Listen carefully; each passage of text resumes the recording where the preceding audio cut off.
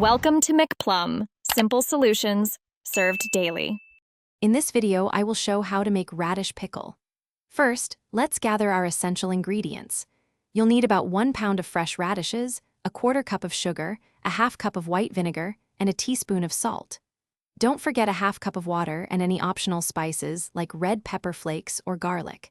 Having everything ready makes the process smooth and enjoyable, ensuring a delicious outcome for your homemade pickle.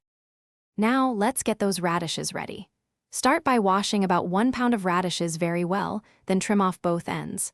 Next, slice them thinly, aiming for about 1/8 of an inch thick. Uniform slices ensure even pickling.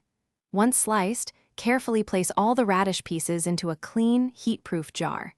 This preparation step is crucial for achieving that perfect crisp texture in your finished pickle. The brine is where the magic happens.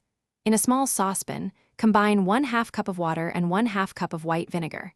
Stir in 1/4 cup of sugar and 1 teaspoon of salt. Gently heat this mixture over medium heat, stirring constantly until both the sugar and salt have completely dissolved. This creates a balanced and flavorful pickling liquid that will transform your radishes into a delightful treat. Finally, it's time to pickle. Carefully pour the hot brine directly over the sliced radishes in your jar, ensuring they are fully submerged. Seal the jar tightly with a lid.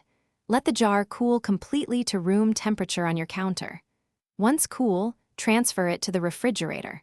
For the best flavor, allow the radishes to pickle for at least 24 hours before enjoying.